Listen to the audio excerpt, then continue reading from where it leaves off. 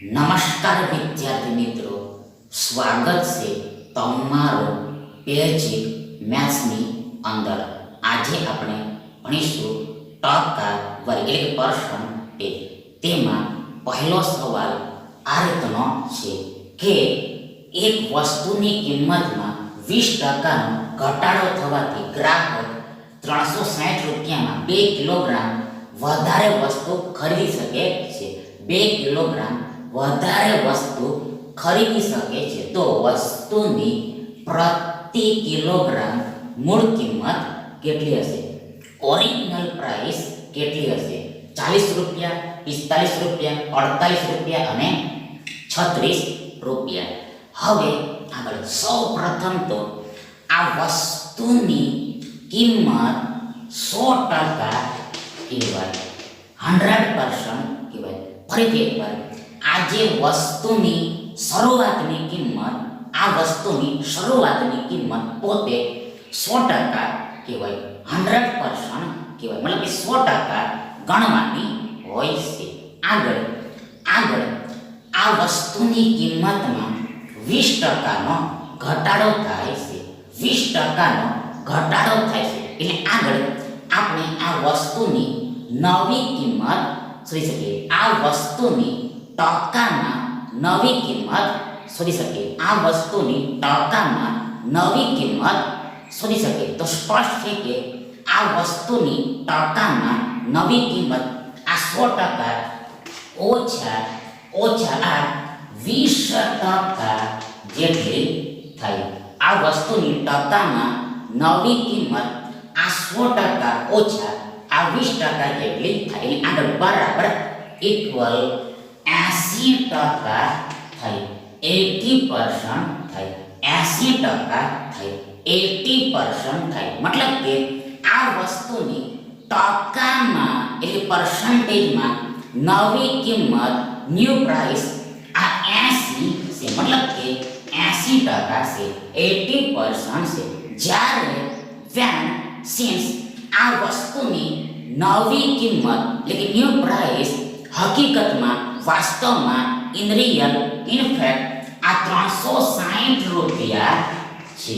આ 360 રૂપિયા છે. આ 360 રૂપિયા છે. એટલે આગળ આ બંનેને આપણે સરખાવીએ, કમ્પેર કરીએ, મતલબ કે આ બંનેને આપણે સરખા લઈ લઈએ તો આપણને 100%ની કિંમત મળી જાય, 100%ની વેલ્યુ મળી જાય. મતલબ કે આ વસ્તુની મૂળ કિંમત મળી જાય, આ વસ્તુની મૂળ કિંમત મળી જાય, શરૂઆતની કિંમત મળી જાય. એટલે આગળ આ 100% બરાબર ઇક્વલ આ 100% ગુણ્યા આ 360 રૂપિયા ના છેદમાં આ 80% થઈ. ફરીથી એકવાર આ 100% બરાબર આ 100% ગુણ્યા 360 રૂપિયા ના છેદમાં આ 80% થઈ. મતલબ કે આ ચોથું પદ શોધવાનું હોય ત્યારે આ બીજા અને ત્રીજા પદનો એટલે કે ત્રીજા અને બીજા પદનો ગુણાકાર કરવાનો હોય છે અને આગળ આ ગુણાકારના ભાગાકારમાં એટલે છેદમાં આ પહેલા પદને લખવાનું હોય છે. એટલે આગળ બરાબર ઇક્વલ સૌપ્રથમ આ ટકા ઉપર નીચે કેન્સલ થઈ જશે. આગળ આ શૂન્ય ઉપર નીચે કેન્સલ થઈ જશે એટલે કે 10 ઉપર નીચે કેન્સલ થઈ જશે.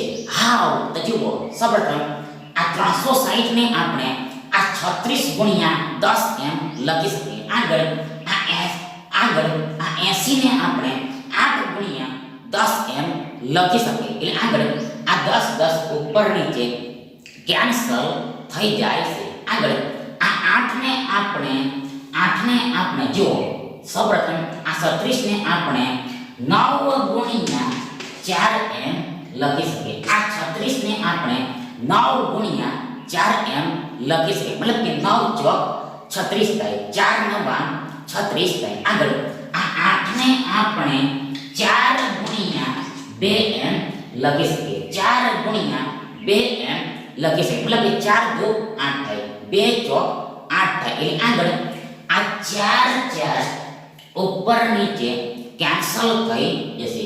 આ ચાર ચાર ઉપર નીચે કેન્સલ થઈ જશે.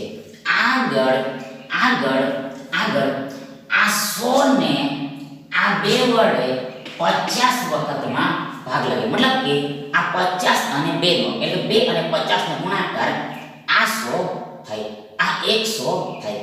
એટલે આગળ અહેડ ફોરવર્ડ આપણી પાસે આ 50 અને 9 બચે.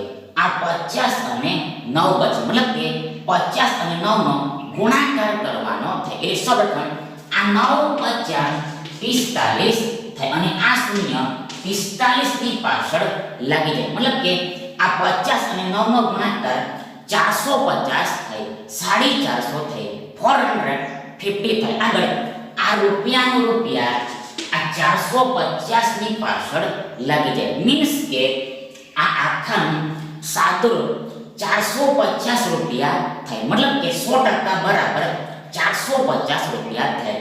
100% ઇક્વલ ટુ 450 રૂપિયા થાય. મતલબ કે આ વસ્તુની મૂળ કિંમત આ 450 રૂપિયા છે. આ 450 રૂપિયા છે. હવે આગળ આ મૂળ કિંમત અને આ નવી કિંમત એટલે કે આ નવી કિંમત અને મૂળ કિંમત વચ્ચેનો તફાવત શોધવાનો છે. ડિફરન્સ ફાઇન્ડ કરવાનો છે. એટલે આગળ આ તફાવત સ્પષ્ટ છે કે આ 450 રૂપિયા ઓછા આ 360 રૂપિયા જેટલો થાય. ફરીથી એકવાર આ બંને વચ્ચેનો તફાવત આ 450 રૂપિયા ઓછા આ 360 રૂપિયા છે. મતલબ કે તફાવત મેળવવો હોય, ડિફરન્સ મેળવવો હોય તો મોટી સંખ્યામાંથી નાની સંખ્યાને ઘટાડવાની હોય છે. મોટી સંખ્યામાંથી નાની સંખ્યાને બાદ કરવાની હોય છે, ઘટાડવાની હોય છે. એ આગળ આ 450 ઓછા 360 બરાબર ઇક્વલ 90 થાય, 90 થાય. આગળ આ રૂપિયા 90 ની પાછળ લાગી જાય. મતલબ કે 90 ને લાગી જાય. મતલબ કે આ 450 રૂપિયા ઓછા 360 રૂપિયા બરાબર 90 રૂપિયા થાય, 90 રૂપીસ થાય, 90 રૂપિયા થાય, 90 રૂપીસ થાય. મતલબ કે મીન્સ કે આ 90 રૂપિયામાં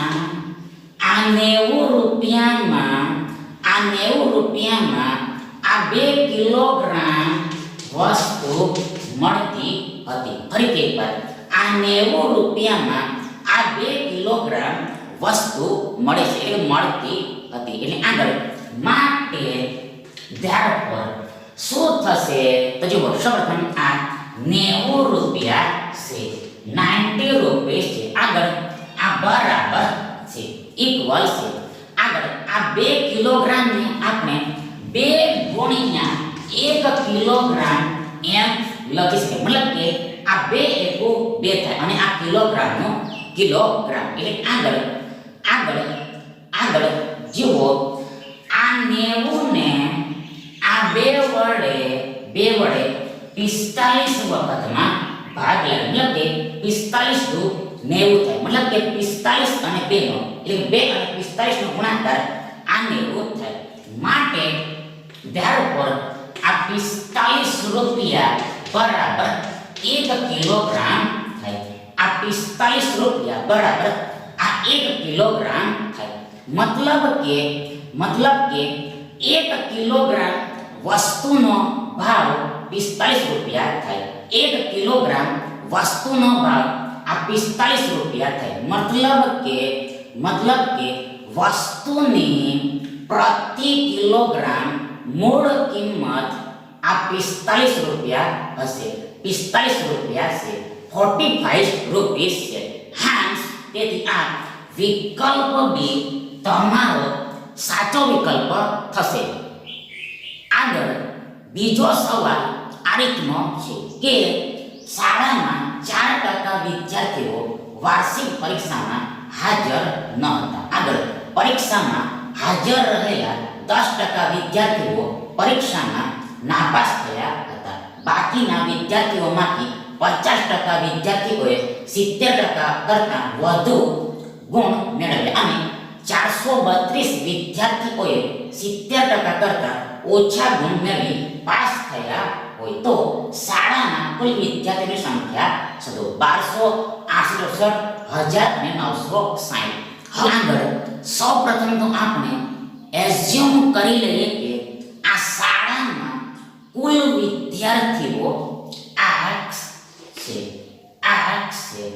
હવે આગળ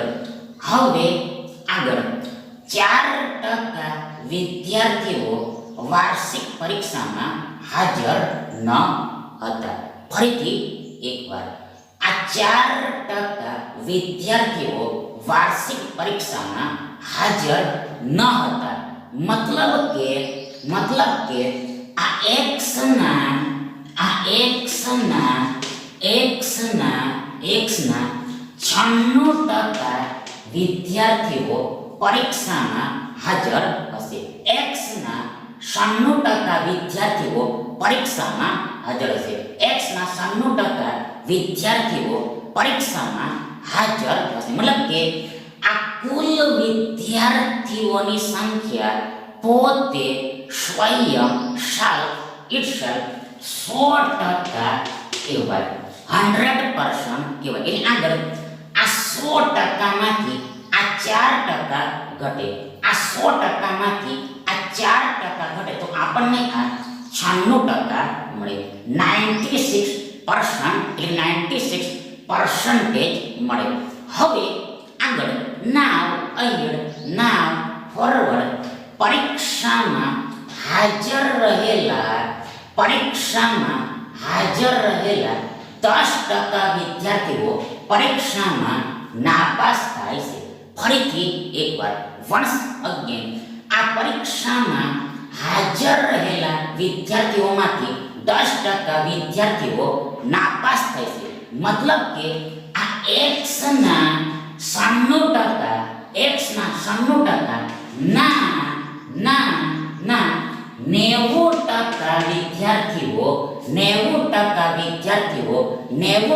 વિદ્યાર્થીઓ પાસ થયા હશે. મતલબ કે આ જે હાજર રહેલા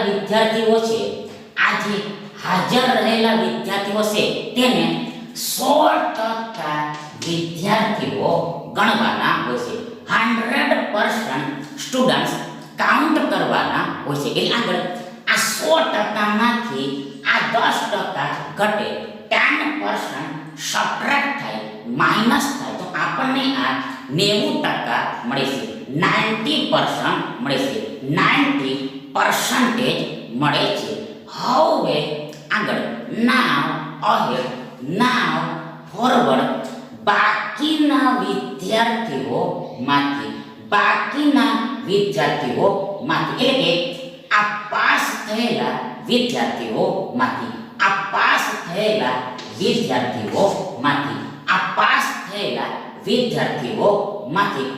50% વિદ્યાર્થીઓ 70% કરતાં વધુ ગુણ મેળવે છે. ફરીથી એકવાર આમાંથી 50% વિદ્યાર્થીઓ 70% કરતાં વધુ ગુણ મેળવે છે. 50% વિદ્યાર્થીઓ 70% કરતાં વધુ ગુણ મેળવે છે. મતલબ કે આ આખાના 50% વિદ્યાર્થીઓએ આ 70% કરતાં ઓછા ગુણ મેળવેલા હશે. આના મીન્સ કે મતલબ કે આ પાસ થયેલા વિદ્યાર્થીઓ 100% વિદ્યાર્થીઓ કહેવાય. 100% સ્ટુડન્ટ્સ કાઉન્ટ કરવાના હોય છે. એ આગળ આ 100%માંથી આ 50% ઘટે. આ 100%માંથી આ 50% ઘટે તો આપણને આ 50% મળે છે. 50% મળે છે. મતલબ કે આટલા ટકા વિદ્યાર્થીઓએ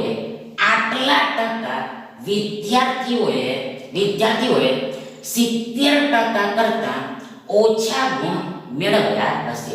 આટલા વિદ્યાર્થીઓ મતલબ ટકામાં આટલા વિદ્યાર્થીઓએ 70% કરતા ઓછા ગુણ મેળવ્યા છે. 70% કરતા ઓછા ગુણ મેળવ્યા હશે. જ્યારે when since હકીકતમાં એટલે વાસ્તવમાં આ 432 વિદ્યાર્થીઓ આ 432 વિદ્યાર્થીઓ 70% કરતા ઓછા ગુણ મેળવે છે. આ 432 વિદ્યાર્થીઓ 70% કરતા ઓછા ગુણ મેળવે છે. એટલે આગળ આ બંનેને આપણે સરખાવીએ એટલે કમ્પેર કરીએ, તુલના કરીએ તો આપણને આ x ની કિંમત મળી જાય, x ની વેલ્યુ મળી જાય. મતલબ કે શાળાના કુલ વિદ્યાર્થીની સંખ્યા મળી જાય, શાળામાં રહેલા કુલ વિદ્યાર્થીની સંખ્યા મળી જાય. એટલે આગળ માટે therefore શું થશે તો જુઓ, સૌપ્રથમ આ x ના 96% x ગુણ્યા 96 ના છેદમાં શું થાય? ફરીથી એકવાર once again આ x ના 96% આ x ગુણ્યા આ 96 ના છેદમાં શું થાય? આગળ આ ના એટલે ગુણ્યા સમજવાનું હોય છે. આગળ 90% એટલે 90 ના છેદમાં શું થાય? ના એટલે ગુણ્યા 90% એટલે 90 ના છેદમાં શું થાય? આગળ ના એટલે ગુણ્યા સમજવાનું હોય છે. આગળ 50% એટલે આ 50 ના છેદમાં શું થાય? ના એટલે ગુણ્યા 50% એટલે 50 ના છેદમાં શું થાય? અને આગળ બરાબર ઇક્વલ આ 432 છે. મતલબ કે આ x ના 96% ના 90% ના 50%. ફરીથી એકવાર આ x ના 96% આના 90% આના 50% બરાબર ઇક્વલ આ x ગુણ્યા 96 ના છેદમાં 100 ગુણ્યા આ 90 ના છેદમાં 100 ગુણ્યા 50 ના છેદમાં 100 થાય. મતલબ કે આ બરાબર આ થાય. એટલે આગળ માટે therefore શું થશે તો જુઓ, આ x બરાબર ઇક્વલ આ x બરાબર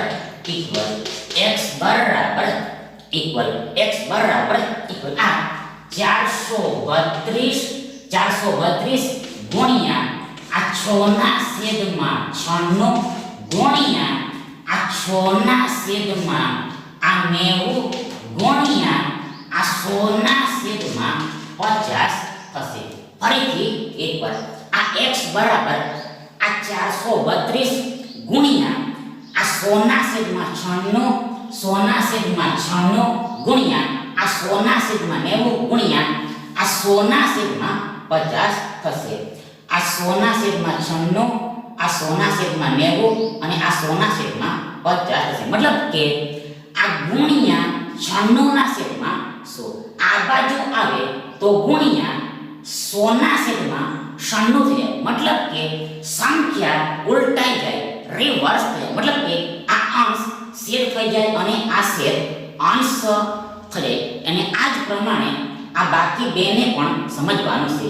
આ બાકીના બેને પણ આ જ રીતે સમજવાનું છે. ઇન શોર્ટ આ બાજુ આવે બીજી બાજુ લાવવાના હોય તો ઉલટાવીને લખી દેવાના હોય છે. એટલે આગળ માટે therefore આ x બરાબર ઇક્વલ શું થશે તો જુઓ, સૌપ્રથમ ફર્સ્ટ ઓફ ઓલ આ 50 દૂર શું થાય? આ 50 દૂર શું થાય? મતલબ કે આ 100 માં આ 50 વડે 2 વખતમાં ભાગ લાગે. મતલબ કે 50 અને 2 નો એટલે 2 અને 50 નો ગુણાકાર આ 100 થાય, 100 થાય, 100 થાય, 100 થાય. આગળ આ 90 ને આપણે 45 ગુણ્યા 2 એમ લખી શકીએ. ફરીથી એકવાર આ 90 ને આપણે 45 ગુણ્યા 2 એમ લખી શકીએ. મતલબ કે 45 દુ 90 થાય, 45 અને 2 નો એટલે 2 અને 45 નો ગુણાકાર 90 થાય. 90 થાય. એટલે આગળ આ બે ઉપર નીચે કેન્સલ થઈ જશે. આ બે ઉપર નીચે કેન્સલ થઈ જશે. આગળ આ 45 ને આપણે 9 ગુણ્યા 5 એમ લખી શકીએ. 9 ગુણ્યા 5 એમ લખી શકીએ. 9 ગુણ્યા 5 એમ લખી શકીએ. મતલબ કે 9 50 45 થાય. એટલે 5 9 45 થાય. હવે આગળ આ 100 માં આ 5 વડે 20 વખતમાં ભાગ લાગે. મતલબ કે 20 50 100 થાય. મતલબ કે 20 અને 5 નો એટલે 5 અને 20 નો ગુણાકાર આ 100 થાય. 100 થાય. 100 થાય. 100 થાય. 100 થાય. 100 થાય. હવે આગળ આ 432 ને આ 9 વડે ભાગી શકાશે. આ 432 ને આ 9 વડે ભાગી શકાશે. એટલે આગળ ભાગ આપવાનો છે, ભાગાકાર કરવાનો છે.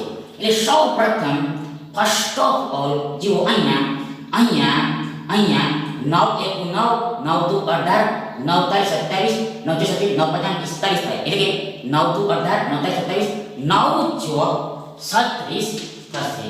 9 4 36 થશે. સૌપ્રથમ 9 4 36 થશે. 36 થશે. આગળ આ 43 માંથી 36 ઘટે તો આપણને 7 મળે, 7 મળે. એટલે આપણી પાસે જુઓ 7 હોય, ઘટીને 7 મળે આપણને. આગળ આ બે નીચે આવે એટલે આપણી પાસે 72 હોય, 72 હોય. એટલે આગળ 9 8 72 થાય. 9 8 72 થાય. એટલે આગળ આ 72 માંથી 72 ઘટે તો આપણને શેષ એટલે રિમાઇન્ડર 0 મળે. મતલબ કે ભાગફળ એટલે ક્વોશન્ટ આ 48 થાય. 48 થાય. મતલબ કે આ 432 ને આ 9 વડે 48 વારમાં ભાગ લાગે. મતલબ કે 48 અને 9 નો એટલે 9 અને 48 નો ગુણાકાર એટલે કે મલ્ટીપ્લિકેશન એટલે પ્રોડક્ટ આ 432 થાય. 432 થાય.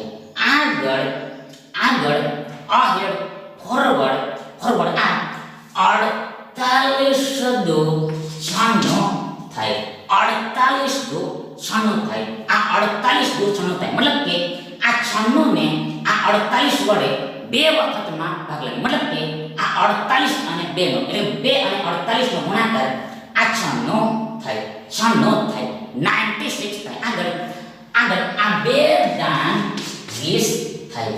આ 2 દાન 20 થાય. મતલબ કે આ 20 ને એટલે આ 20 માં આ 2 વડે 10 આટીમાં ભાગ લાગે. મતલબ કે 10 ટાઈમ્સ માં ડિવાઈડ થાય. મીન્સ કે આ 10 અને 2 નો એટલે 2 અને 10 નો ગુણાકાર આ 20 થાય. એટલે આગળ આપણી પાસે આ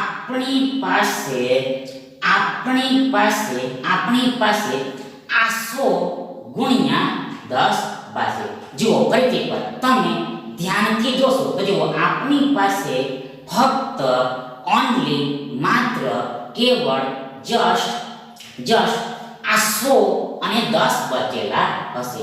આ 100 અને 10 બચેલા છે. મતલબ કે આ 100 અને 10 નો ગુણાકાર કરવાનો થાય. એટલે આગળ સૌપ્રથમ આ 1 જો 1 થાય. આગળ આ 2 ને 1 3 શૂન્યો આ 1 ની પાછળ લાગી જાય. મતલબ કે આ 100 ગુણ્યા 10 આ 100 ગુણ્યા 10 1000 થાય. 1000 થાય. મતલબ કે x બરાબર 1000 થાય.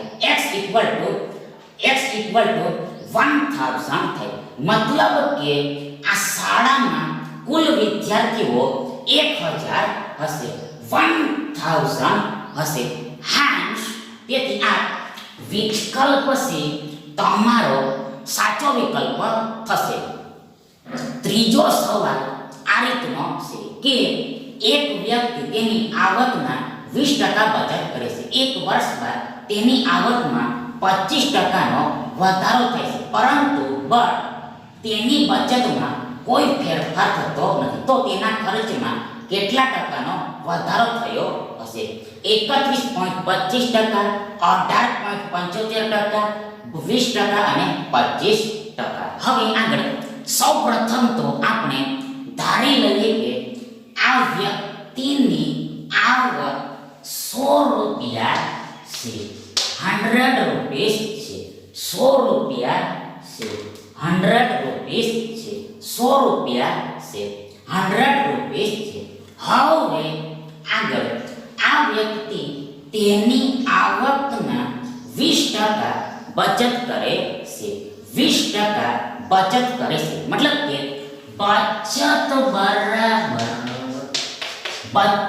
બરાબર આ 100 રૂપિયાના 20% થાય. આ 100 રૂપિયાના 20% થાય, 100 રૂપિયાના 20% થાય. એ આગળ બરાબર ઇક્વલ આ 100 રૂપિયાના 20%, આ 100 રૂપિયા ગુણ્યા 20 ના છેદમાં 100 થાય. ફરીથી એકવાર અગેન આ 100 રૂપિયાના 20%, આ 100 રૂપિયા ગુણ્યા 20 ના છેદમાં 100 થાય. એટલે આગળ બરાબર ઇક્વલ. સૌપ્રથમ આ 100 ઉપર નીચે કેન્સલ થઈ જાય એટલે આપણને આ 20 રૂપિયા મળે, 20 રૂપીસ મળે. મતલબ કે બચત એટલે સેવિંગ, બચત એટલે સેવિંગ આ 20 રૂપિયા થાય, 20 રૂપીસ થાય.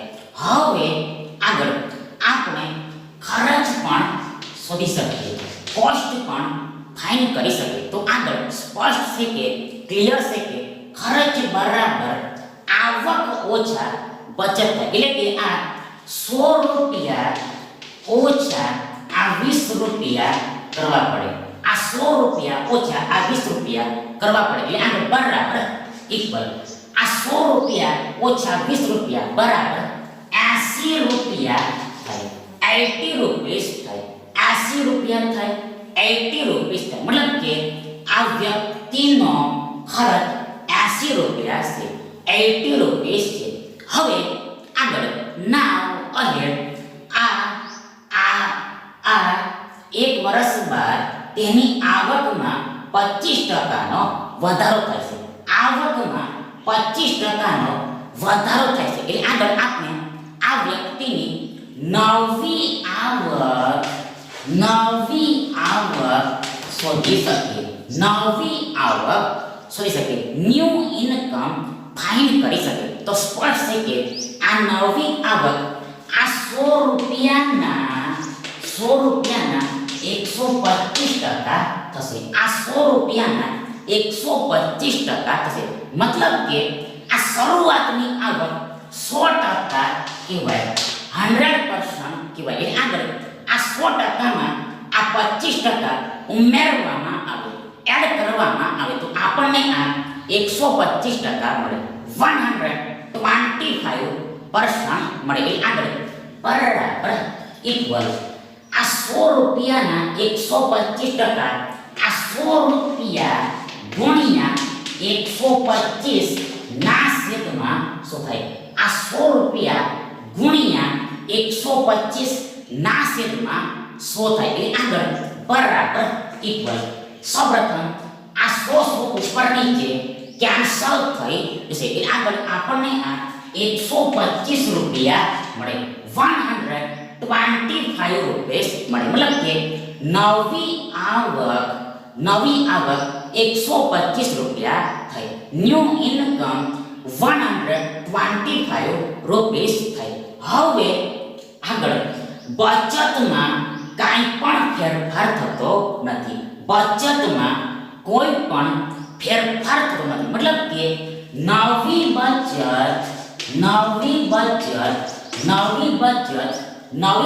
આ 20 રૂપિયા જ રહેશે, આ નવી બચત 20 રૂપિયા જ રહેશે, આની આ જ રહેશે. એટલે આગળ આપણે નવો ખર્ચ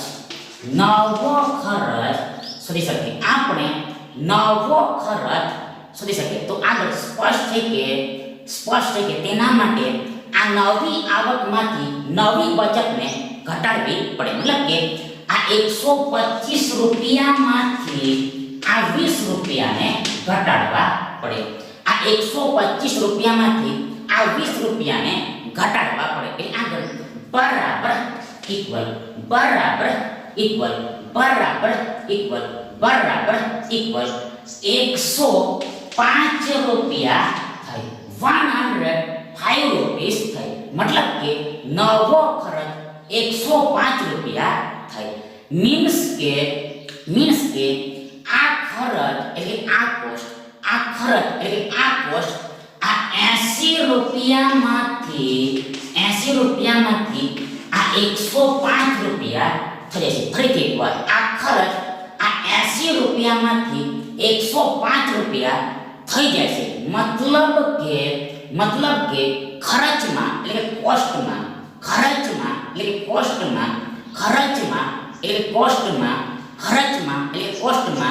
આ 25 રૂપિયાનો વધારો થાય છે.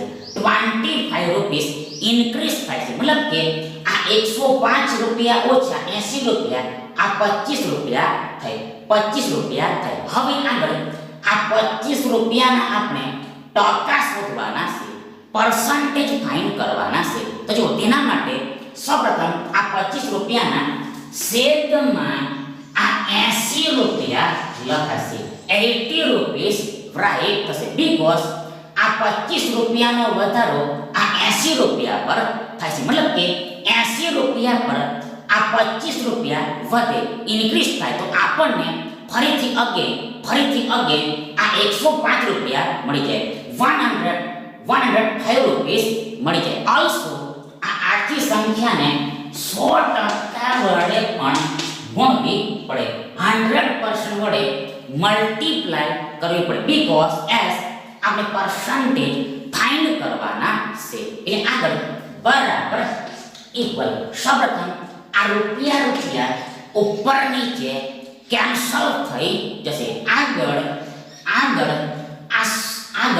સોને આપણે જુઓ સૌપ્રથમ આ 80 ને આપણે 20 ગુણ્યા 4 એમ લખી શકીએ. મતલબ કે 20 ચોક 80 થાય. 20 ચોક 80 થાય. આગળ આ સોને આપણે 20 ગુણ્યા 5 એમ લખી શકીએ. મતલબ 20 5 100 થાય. એટલે આગળ આ 20 ઉપર નીચે કેન્સલ થઈ જશે. એટલે આગળ આપણી પાસે ઉપર આ 25 અને 5 બચે. મતલબ કે 25 અને 5 તો ગુણાકાર બચે. એટલે આગળ આ 25 50 125 થાય. 125 થાય. આગળ છેદમાં એટલે ભાગાકારમાં આ 4 બચેલા છે.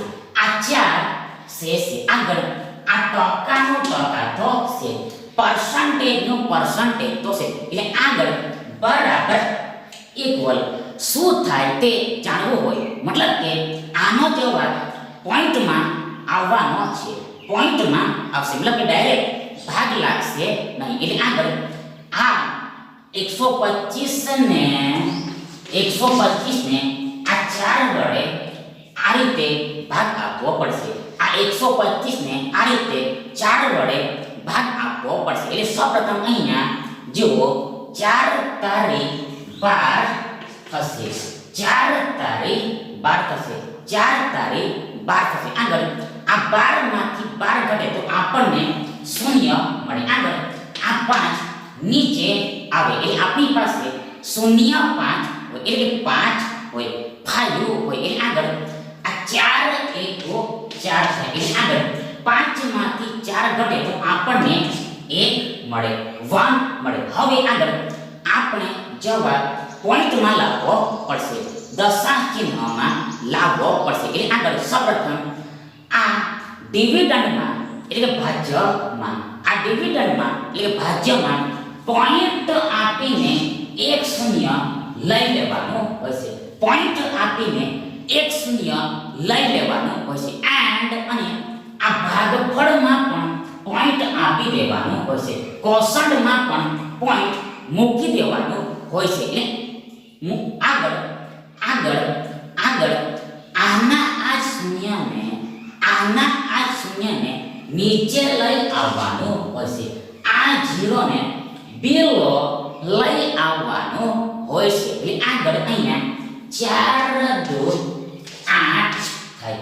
એ થાય. આગળ આ 10 માંથી 8 ઘટે તો આપણને 2 મળે, 2 મળે, 2 મળે, 2 મળે. આગળ ફરીથી આ ભાજ્યમાં એટલે ડિવિડન્ડમાં એક શૂન્ય આપી દેવાનું હોય છે. અને આગળ આના આ શૂન્યને ફરીથી અહીંયા નીચે લઈ આવવાનું હોય છે. એટલે આપણી પાસે આ 20 હોય, 20 હોય. એટલે આગળ આ 4 50 20 થઈ જાય. મતલબ કે 20 માંથી 20 ઘટે તો આપણને શેષ એટલે શાસ્ત્રફળ એટલે રિમાઇન્ડર શૂન્ય મળી જાય, 0 મળી જાય. મતલબ કે ભાગફળ એટલે પોષણ આ 31.25 થાય, 31.25 થાય. મતલબ કે આ 125.00 આ 125.00 એટલે કે આ 125 ભાગ્યા 4 બરાબર ઇક્વલ આ 31.25 થાય. આ 31.25 થાય, 31.25 થાય. આગળ આ પર્સન્ટેજનો પર્સન્ટેજ દોશે, ટકાનું ટકા દોશે. મતલબ કે આ 80 રૂપિયા પર 25 રૂપિયાનો વધારો ટકાના એટલે પર્સન્ટેજમાં 31.25 કહેવાય, 31.25 કહેવાય. મીન્સ કે ખર્ચમાં એટલે કોસ્ટમાં આ 31.25%નો આ 31.25%નો આ 31.25% નો વધારો થયો હશે. આટલા ટકા ઇન્ક્રીઝ થયા હશે, આટલા ટકા ઇન્ક્રીઝ થયા હશે. હાન્સ તેથી આ વિકલ્પ એ તમારો સાચો વિકલ્પ થાય. Thank you.